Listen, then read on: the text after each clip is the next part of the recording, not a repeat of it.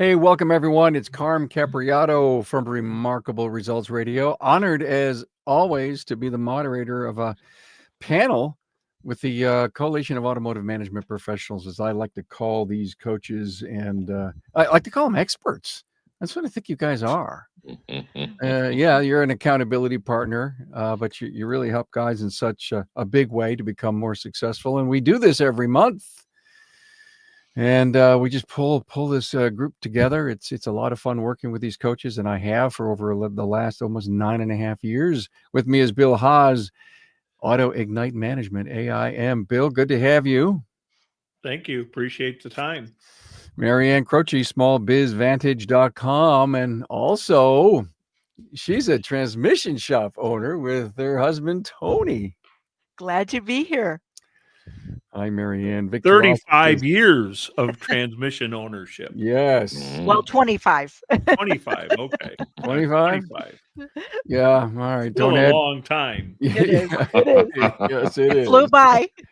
Yeah. And you think about all of these great coaches are either current shop owners or former shop owners. Vic Tarasic is here, former shop owner. Yes. From Shop Owner Coach, shopownercoach.com. Bill, by the way, is autoignitemanagement.com. And Marianne, your website is smallbizvantage.com. VIZ Vantage, VANTAGE.com. Hey, good to be here. There's a lot going on in our industry. And one of the things that I hear a lot about stuff, Bill, I can't raise my prices. You don't understand. Yeah, and people say that a lot. I know you. I would love to be a fly on the wall with you and a brand new client. And, you're kind of getting into it. It's your fourth or fifth call. And and you've done all the analysis. They've seen all the spreadsheets. They know where they're going. They got their plans set up. They're all excited. And then you say, well, we got to do something with that labor rate. And it's not because it's the only answer to, solvency. It's not. Right. But people push back all the time. They do push back all the time. And of course, we're at that time of the year when we've just been through that exercise with so many clients about how do we get where we need to be next year, right? We just finished up a year. We are setting goals for the coming year. And when you start to do the math and you look at how are we going to achieve these sales, and then you start to break it down and you get into the labor component of it, and you're looking at, we have this many people to do the work and we could get them to produce this many hours and at this dollar amount. And pretty soon you start to do the math and you can't achieve your goal. And it's like, well, we have to do something different. What are we going to change? We've either got to get paid more or the guys need to produce more. And generally it becomes a combination of a little bit of both. But people get really anxious when you start to show them how changing the labor rate will start to get them closer to their goal. And you've already maxed out the technicians in terms of capacity and their ability to produce work. So what's left, right? It's the dollars you're going to get paid for the work you do. Bill, before you go on, Sure. I'm trying to think like a shop owner who's listening to this and who's coasting, and they come on board to listen to this stuff to get motivated to find out if they're doing the right thing. But are we at a point where we've already looked at all of our costs and we've looked at margin? Are we talking about raising prices, about raising margin and or labor rate, or all of the above? All the above. Okay. I mean, it's that combination of all the things we can do to get us where we need to be. But for some reason, people really struggle with how they're going to charge more, how they're going to ask people to give them more money. And it's really an emotional thing, because when you just do the math, the dollars and cents, I mean, it's there. And it's hard to argue with the math. So it's the emotional side of this. But what I find interesting is, and we've just done this with several clients where we're having these discussions about how they can't raise their price. And the primary reason they give us for not being able to raise their price is they are already the most expensive shop in their market. Bill, we're already the most expensive shop here. How can I raise my prices? So we did a little exercise with the clients, and we simply went out and we shopped that store compared to their competitors. And you know what we found out? Not the highest price.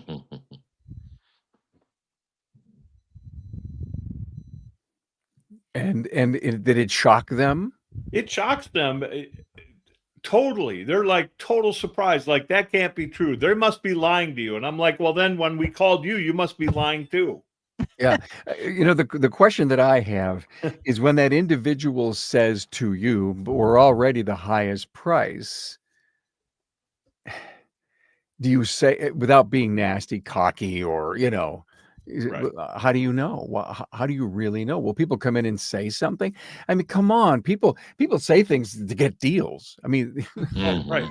So you're that is a really good point, Carr, because we do get to that specifically. So if you feel like you're the highest priced shop, what evidence do you have?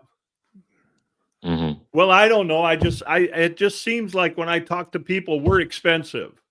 right. Well, there's a difference between being expensive or being the highest price. And all we're talking, here's the biggest frustration is all we're talking about is price, and nobody's talked about value. Nobody's talked about the value we present for what we offer and what we give to the customer when we're servicing or repairing their car. So yeah, we absolutely are looking for that evidence, right? And 9 times out of 10, they have none.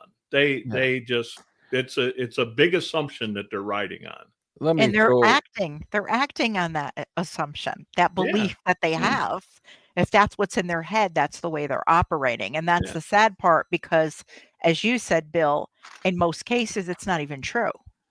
Right. And when you start to look at the expense side of this thing, they're looking at, well, I'd really like to be able to give my team a retirement program. I'd really like to be able to give my team health insurance. And I'm like, so when you're having these conversations and you're trying to get to where you're setting goals that are reasonable, it's like you gotta reel them back to, so tell me again how we're going to afford to give the team health insurance. Tell me again how we're going to afford to give the team a retirement program. Tell me about that technician that left back in April because he got a better deal somewhere else that took care of his health care, gave him retirement, and they forget all those things. And it's like, you gotta make that the focus, that they understand that getting paid what you deserve to get paid is not a sin. Mm-hmm. It's what you deserve. It's what you deserve and what your family deserves. And it's what says that someday you're writing a check to pay for your son or daughter's education. You're writing a check to pay off a mortgage. That's what it's about. So true. And when I think about what's going on now, I was at a meeting last night with a local independent group. A lot of interesting banter going on. You could see the shops that were top tier shops. You could see the shops that were struggling. And when I start to think about your discussion here about pricing, and I think about low car count right now, and I think about the stress of the economy and the politics and all the crap that's going on in our heads, if we choose to let it invade us, we may get to a point where you as experts, the networking groups, are saying, listen, the standard for net operating income in our industry is a number. Let's just say it's 20, 25%. Whatever you coaches as experts, work your clients to that. And here we are in January. I'm upset. My car has work. How cheaply can you do this? Or are you kidding me? The guy down the road said this. It's a lie, but that's what people say. Do we find, and I guess I'm saying this on purpose so that the listeners out there saying, I better not drop my drawers because of the goals that I have, because of the reason that I'm here. I've worked my butt off for all these years to get to this particular position. And now I got my service advisor discounting. No, I did it, so they started. And they're going to follow the leader Yes, because good. we know we need action. Call it car count, call it never say no. What all these things are. And I guess I'm concerned about an adjustment that we need to consider. COVID's over, economy is ugly, politics are swirling, and we may take a lazy way out.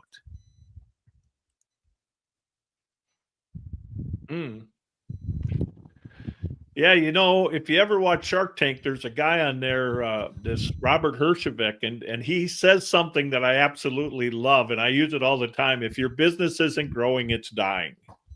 Yeah. So if you're not seeing that you did better this year than you did the previous year, and you're not setting goals that put you in a position to do better next year than you did the previous year, you're in trouble. Yeah, absolutely. And that's what an owner's job is. That's your role as an owner. Those are the things that Bill was talking about that you're supposed to be focusing on, setting those goals and then focusing on the activities that are going to make it happen. Because anyone can be out there listening to all of us here, right? They could be reading a book about it, but the magic to make this happen is in the doing. So when someone that you're going to for advice that you see as an expert and they're giving you suggestions, they're giving you advice, they're asking you these questions, it's what you do on a daily basis, weekly basis, that is really going to make the impact in your business. And that is the role of an owner. And it just resonated so much what Bill was saying. And then you were saying, Carm, you're the leader, they're watching you. Yeah. So if what you're doing they think is okay, you have to go back and look at that. The 3 things that an owner should be focusing on are the financials. That's one thing. And that's what Bill was talking about. They have to be focused on the financials. They have to know them. They have to understand them so they know the numbers in their shop. That takes away a lot of that fear if a customer were to come in and say something like, oh, well, so-and-so can do it cheaper. That's okay, right? You know your pricing structure and you know why you're doing it for all the reasons that Bill was saying. The other thing that an owner should be focused on and their responsibility as an owner is you have to know the messaging, who your customer is and what your message is to them. You're not going to be everything to everyone. So you'll eliminate those type of customers that aren't a right fit for your shop.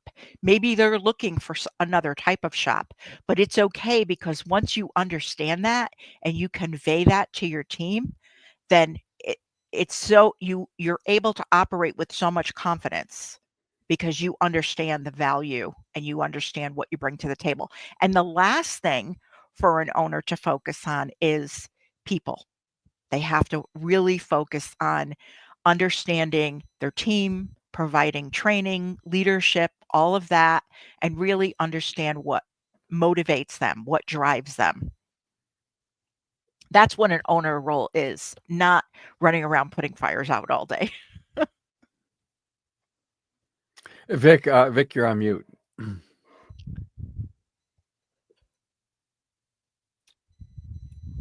Sorry about that. Technical difficulties. Marianne, you mentioned a shop owner's job is to be a leader. So are leaders concerned what's behind them?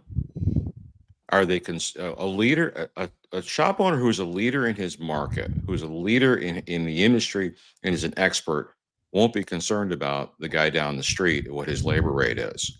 If somebody's more costly or he's more costly than they are, he'll understand the value of what he sells, what he brings to the client, the trust, the integrity, the knowledge, the ability to put that car through the shop and keep that customer going down the road. What really does the customer value more than anything?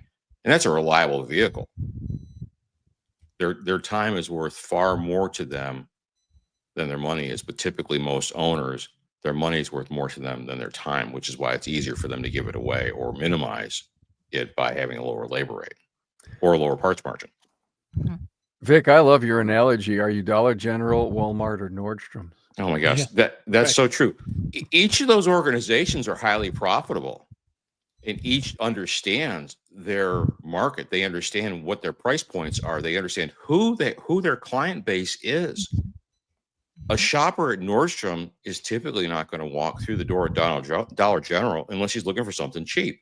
The inverse of that is typically a Dollar General client will never darken the doors of Nordstrom, because Nordstrom purports their prices are for the exact same thing are typically 25% higher. The reason they're higher is because they give a higher level of customer service, a higher customer experience, and they stand behind their products.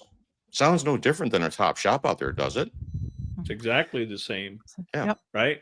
I mean, it's kind of like having the guy come and say, well, I found somebody that can do it cheaper, and just be able to respond to him and say, I had no idea you were looking for cheap. I thought you were looking for high quality by a qualified technician to do a job that we can stand behind. And the customer's like, that is what I want. Well, that's what we provide. Right. Reframe their thinking so Right. that when they come in, they're not seeing the automotive industry or your shop in particular, for whoever's listening, as a commodity. They Mhm. understand that we can build a relationship, and they can see you as a trusted resource, Yeah. and they can go to you, and it's like, okay, this is great. But that's the challenge that I think a lot of owners are facing, that they don't see it as such. They don't see that that's what the customer views them as, and they have to shift that perspective, shift that vantage, if you will, right? Mhm. Mhm. Well, Yeah. and to your point, Marianne, it's not just the owner. Once the owner's there, that's got to be conveyed to the rest of the team, because the Oh, rest of the 100%. team has got to be in lockstep with that thinking. Mhm. Mhm. You know, And that's how you attract, right, those type of Yeah. people to work in your business as well. absolutely. Well, in tying into the rise of the technology technician specialist is, do we have mechanics, we have technicians, and we have specialists. Mhm. If you treat your people like specialists, if you convey and reframe to the client that we have specialists working on your vehicle, it's much easier to charge. And it's no different than somebody going in for surgery or having a child looked at for some kind of health problem. You want the best specialist working on what's most important to you. And and owners need to understand how to reframe that. And it starts in the owner's head. Do they see themselves as a specialist? Do they see themselves as delivering a high level of product that nobody else can? And or are they hiding behind the fact that they're cheaper than the dealer? I hear this a lot. Well, we're cheaper than the dealer. Asking a shop owner, well, are your technicians better than the dealer, or are dealership technicians better? And they'll always stand up. Well, our technicians are better than dealership. The question then goes is, then why are you cheaper? Vic, let me say that if someone was struggling listening to this, my goal has always been to get into those, 80 or 100,000 people out there that are struggling, that we want to lift. Mhm. We want to see them rise, Mhm. and to stop and say, hey, are you Dollar General, Walmart, or Nordstrom? Mhm. And if you believe you're Dollar General today and you want to become a Walmart, we can do that. We can help you. Your networking team, there's a lot of resources out there. But if you want to get to be Nordstrom after Walmart, Mhm. it's a Mhm. heavier lift than going, I think, from Dollar General to Walmart. True. Much more, you're talking a level of professionalism Mhm. and high degree of culture, extremely great team, Mhm. continuous education, go down the list. And I don't think everybody's carved out to do that, because it's a heavier lift than just, all I want to do is work on vehicles. And many of those people that are at that $99 labor rate because they just want to be busy with their hands all day, take some cash home to mama, Mhm. They don't see it, they don't get it, they hurt our industry, because when the guy says, listen, I can get that done down my brake job down there for $200, to everybody's point here, and I said this to somebody last night at this meeting I was at, I said, then they aren't your customer. Right. But I don't believe that shop owner that I mentioned it to last night, I don't believe he knew who his customer was. Yeah. And that's the first stage of business. Yep. Well, So unfortunately, there's so many shop owners that get stuck in like that first, second stage of business, and they've been in it for so long. The problem with that is you create habits and routines in that stage, and then you're continuing for 10 years, 15 years, and you don't realize that you're stuck there. And it's hard to get out of it because you don't understand, as you were saying, Carm, you don't understand your ideal client, who you're serving, what actually are the services that you want to offer in your shop. Is it feasible and is it realistic? Do you have the team to do everything, or do you want to really have specific services that you know that your shop can excel at, right? So all of that is something that you would figure out early on in the first stage, which I call startup. It's really like laying the foundation for your shop. But a lot of the things we're talking about here there isn't really a lot of focus or clarity around that. And that's where they can get stuck because they've been working so hard for so long, putting in the effort, well-meaning people, but they're stuck. I mean, one of the greatest lessons I learned on that, Marianne, was early in business. I had the opportunity to sit down with a small business advisor, and we were talking about growing the business. This was before I engaged the coach, and she asked me a question I had never really thought of. She goes, "Well, who's your customer?" Mhm. And well, everybody. no. Everybody that has a vehicle, No. right? Yeah, He exactly. didn't loan you the money. Yeah.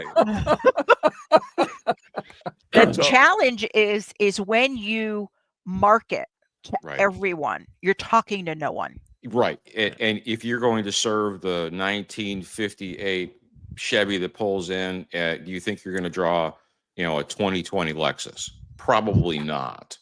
And that really was helpful. And I think if shop owners are listening, can ask themselves that question: who is your client? Who's your prime client? It was a phrase that I used in the shop.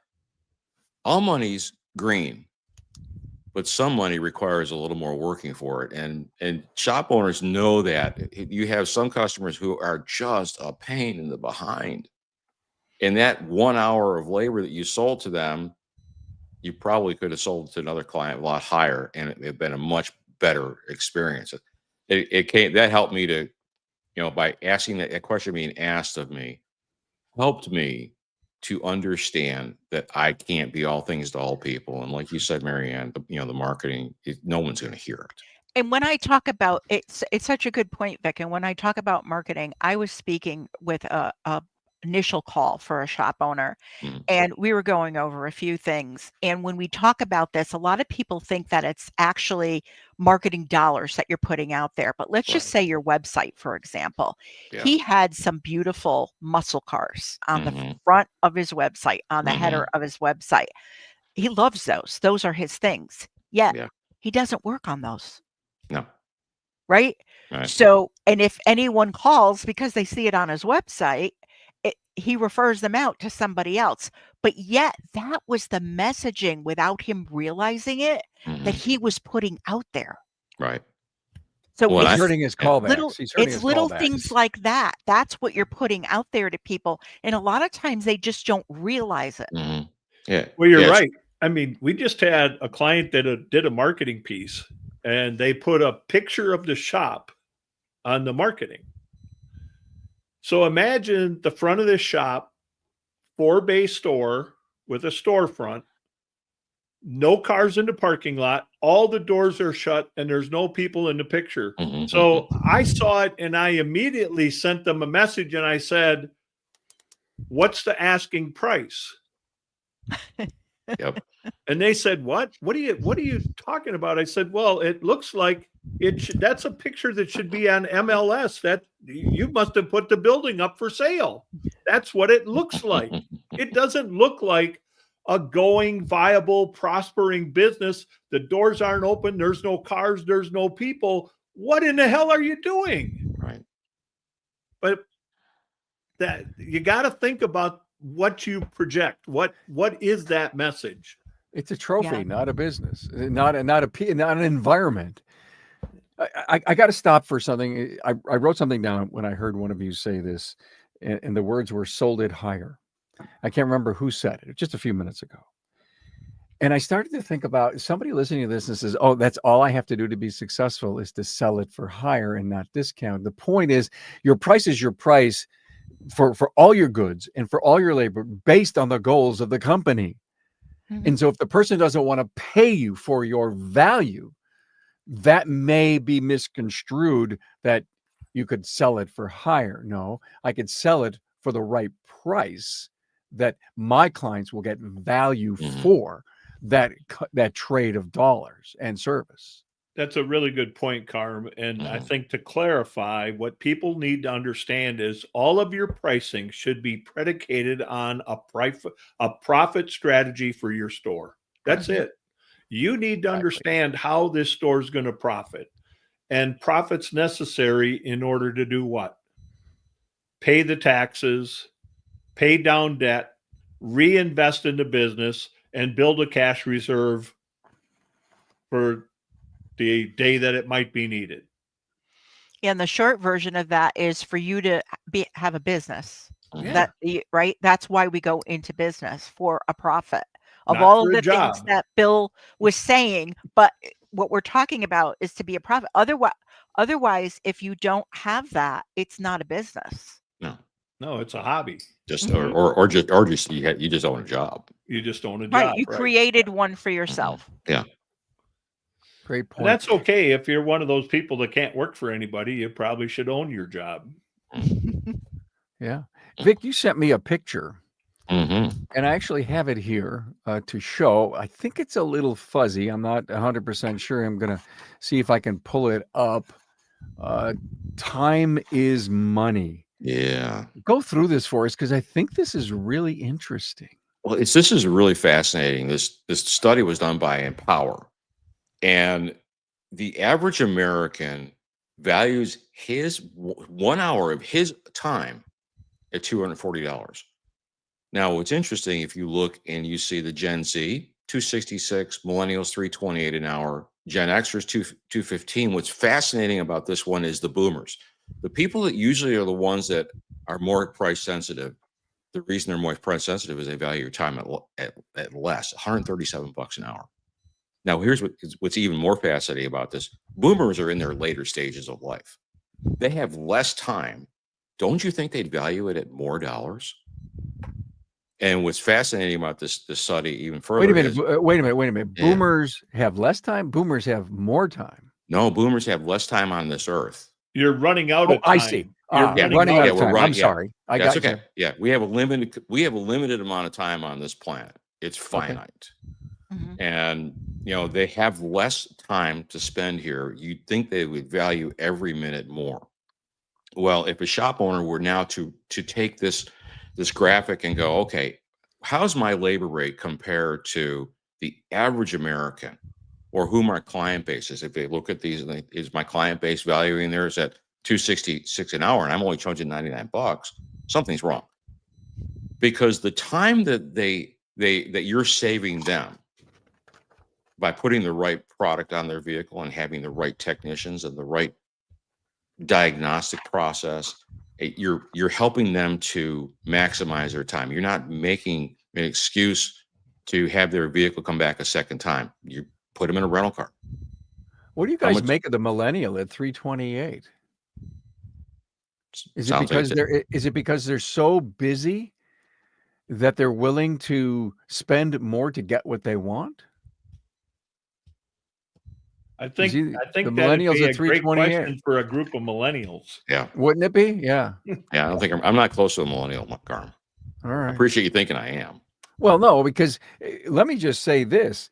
You're dealing with clients that have millennials. And I don't know if you've ever used this graphic with any of your clients and gone Mhm. over it and you've gotten any feedback. What and I'm sure you have millennial clients. Yeah. You got it.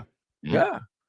What do The they more- say about this? What are you hearing? Well, the millennial clients are more apt to go, okay, I need to raise up my labor rate. They understand this. I didn't ask them the reason they value their time more, but they are easier to get to move the labor rate and pricing up. But I'm talking about a millennial customer. Ah, And if we look at this overall, what a generation is willing to spend, that's how I look at it. Time is money. Oh my God, I don't have a lot of time. I'm willing to pay 300 some bucks for something. Mhm. The hour of mentality, and I'm not saying that you would have different prices for different generations, not at all. right. I was thinking of that though. Okay, see, all right. I have maybe a thought on the Well, millennials. I'm I have thinking a like thought. Bill. I have a thought on the millennials. I think that a lot of times, when we think of past generations and what was the, let's just say, norm of roles, millennials are very different because millennial, young men and young women see each other in roles that were traditionally male or female, whether it's raising children, whatever. So a lot of millennials share responsibilities very different from previous generations. So I think they would value that time and see that time as very important or being very supportive of others in their generation.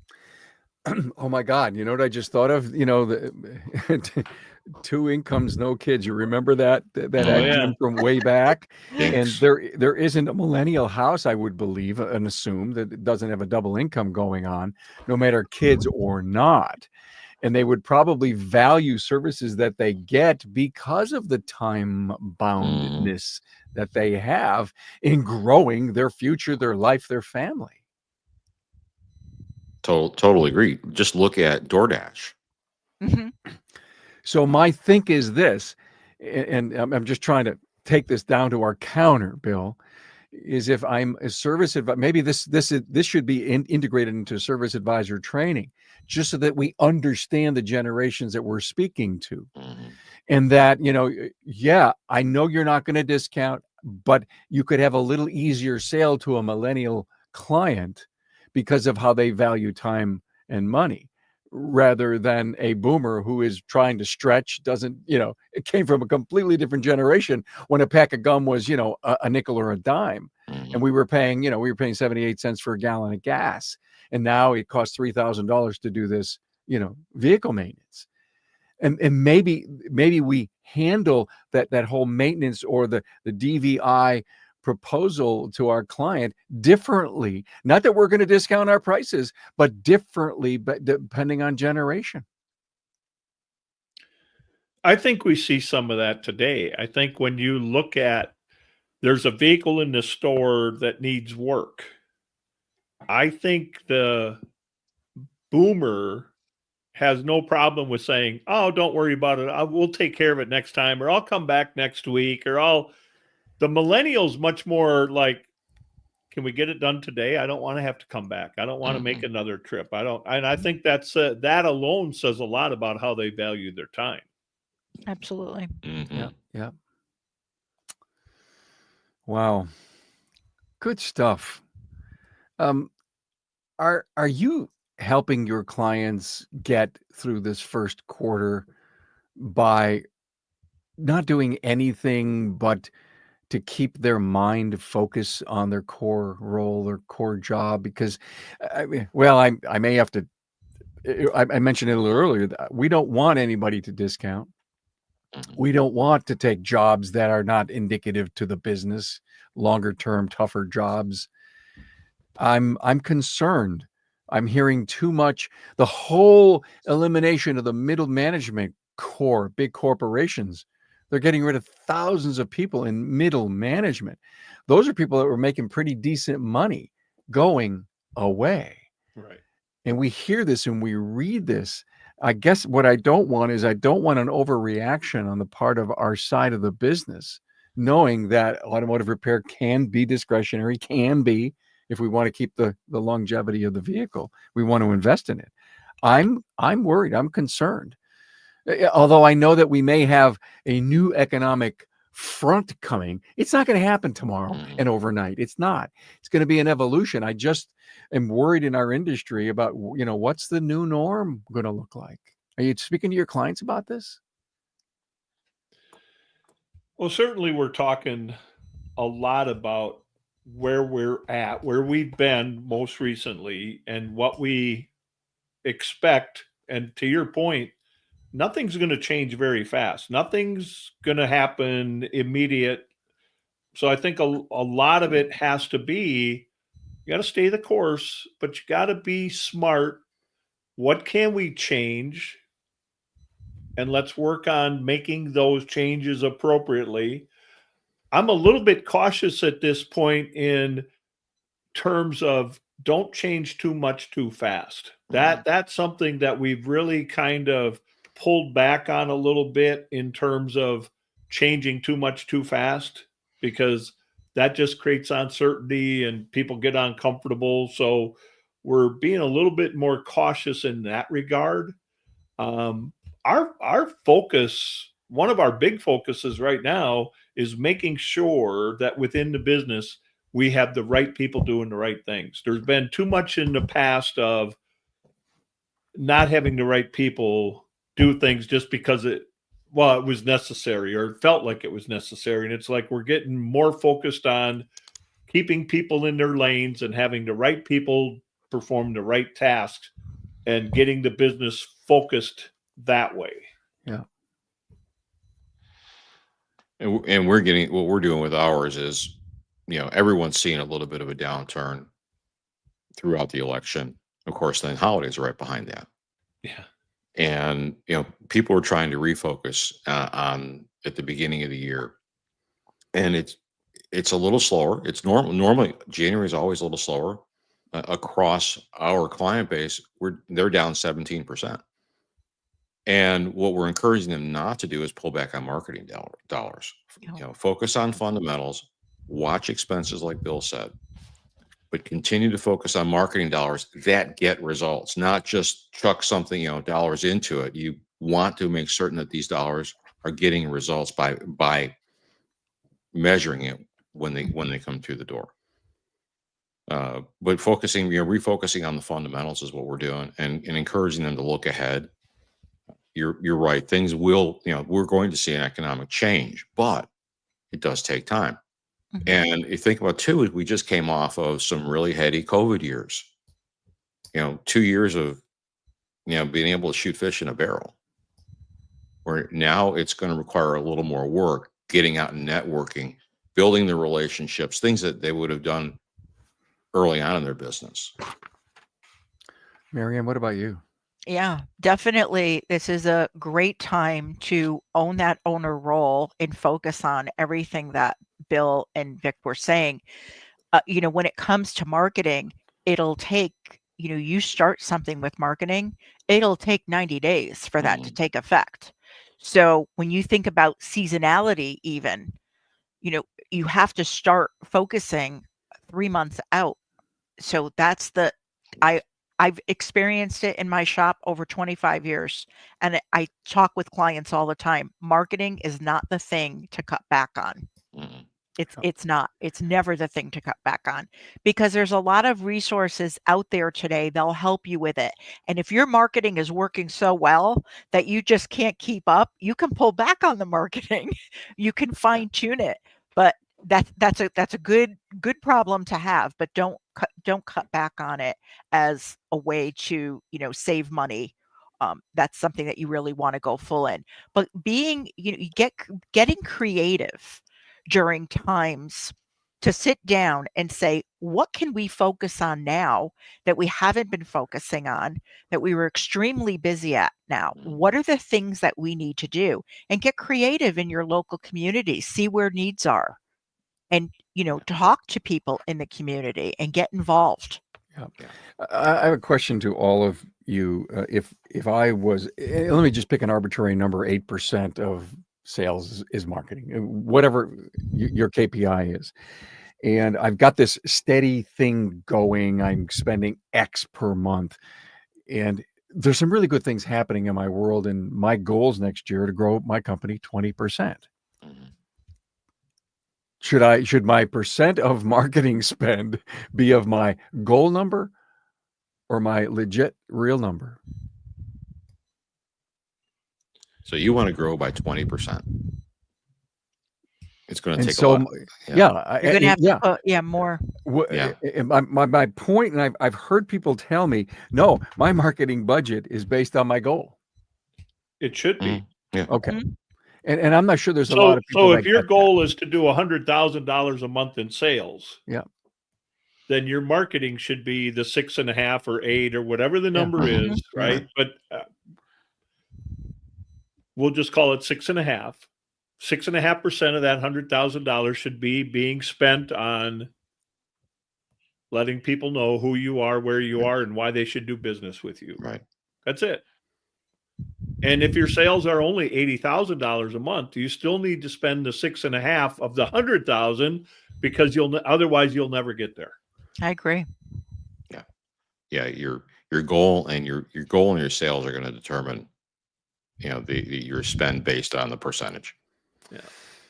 Wow. Hey, this was a great thank you monthly get together as we talk to the coaching experts from CAMP, the Coalition of Automotive Management Professionals at automotiveprofessionals.org. Thanks for being here. Let me go around the room. Just any one final comment as we head, January 2025 into the year. Any advice for all of our listeners? I'll do Bill, Vic, Marianne, you can do cleanup.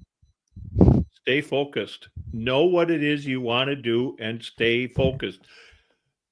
Avoid all the distractions. And there's a heck of a lot of this stuff out there to distract you. So stay focused. Mm-hmm.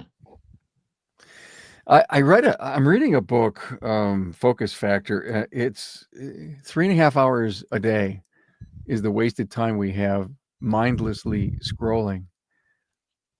Add that up per year or per week and realize the wasted time you have while you're not sleeping, but while you're awake, that you could be doing other things.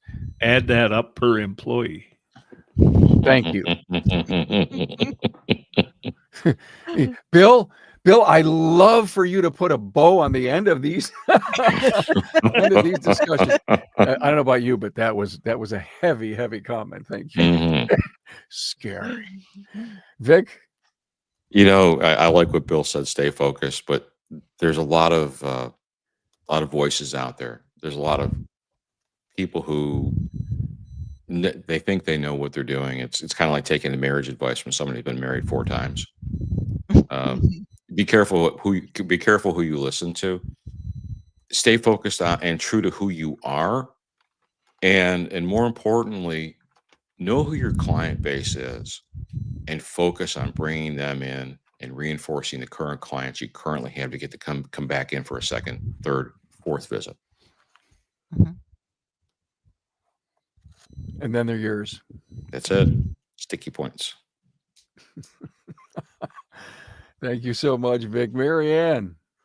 So I agree with everything that Vic and Bill said. What I'm going to add to it is, because it's the beginning of the year and people are doing goals, also put in personal goals. Mhm. Because when you have personal goals along with your business goals and they align, it makes it much easier to sit down and focus on, how am I going to achieve these?